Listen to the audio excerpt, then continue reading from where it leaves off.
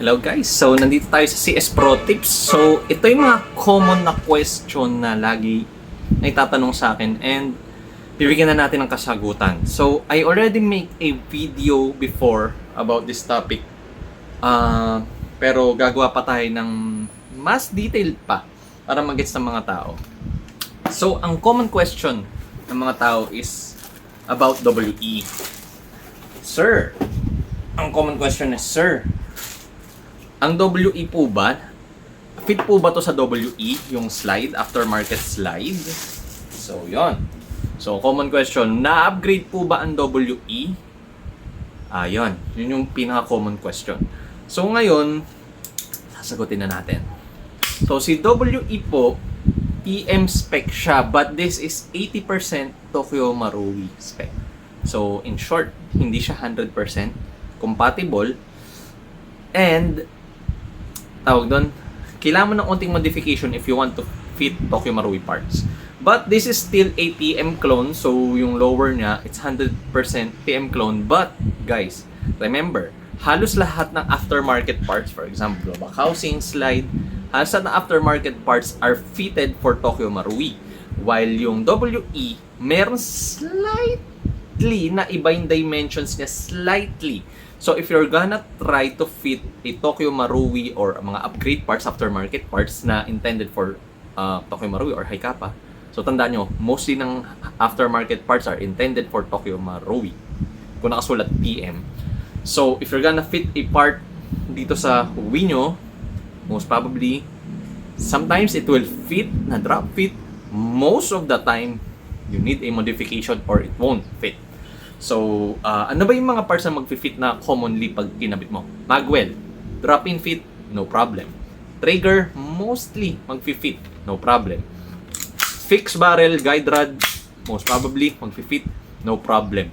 Slightly lang, may onte. Mga parts na kailangan ng onting modification, chamber. So, ito yung chamber na to. Minsan yung chamber masikip, onting force fit, but it will fit. So, other lower parts, mag-fit naman siya. On my experience, you need to modify. So, for example, yan, yung lower part na to. Mostly naman yan mag-fit, yung hammer and everything mag-fit. But sometimes, guys, you need to do some modification. Sometimes. I'm not saying na it 100% fit or it won't fit, but you need to do some modification. So, ang common na tinatanong is, pwede po bang i-upgrade ng slide si WE? The answer is, kuha tayo ng slide. The answer is yes and no. Yes, mag-fit, but you need to replace some parts and do some modifications. Excuse me. So, technically, by dropping into, hindi siya papasok. Kasi yung rail frame ni Wii, masikip malaki to ng konti. Ito, rail frame tawag. Ay, slide frame. Rail frame. Ano, ito. Slide rails yan. Yung rails na yan. Makapal yan. So, ang ginagawa commonly namin, sinishave namin yung paint. Yung paint na yan. Pag na-shave nyo yan, papasok tong slide. So, hooray! So, gagana na? Hindi pa. So, ang WE kasi, ang sighting system niya, iba.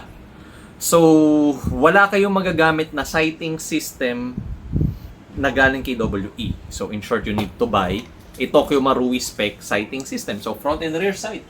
So, hindi naman yung problema, meron available na, ano tayong example, meron naman available na front and rear, hindi na maghanap. Front and rear for Tokyo Marui spec. Meron naman nabibili.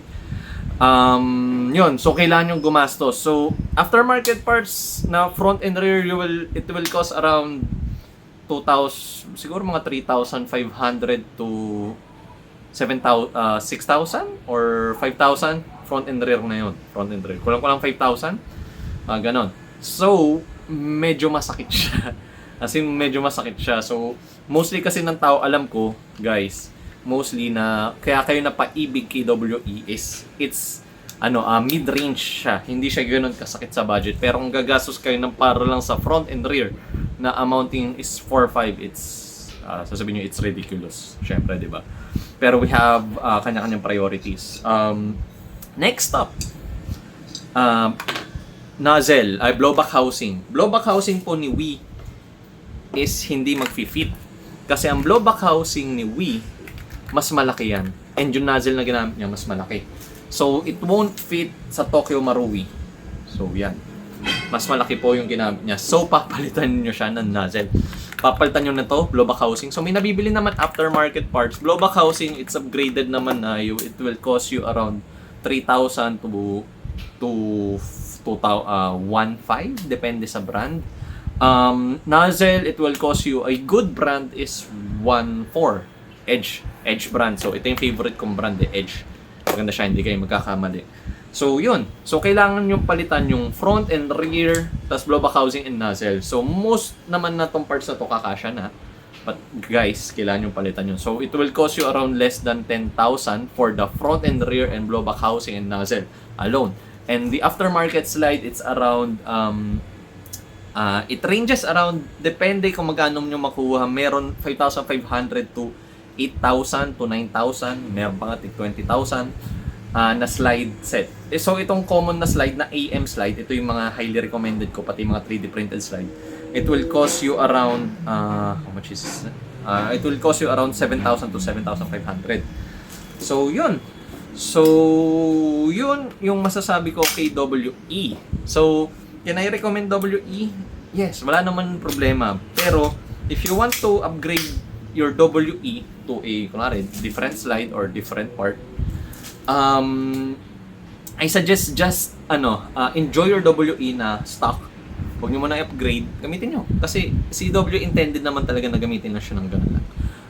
You can upgrade some of the parts, yung na-mention ko na papasok sa, yung mga parts na kunwari, barrel, ito yung mga 100% na no modification, pwede mo i-upgrade yun.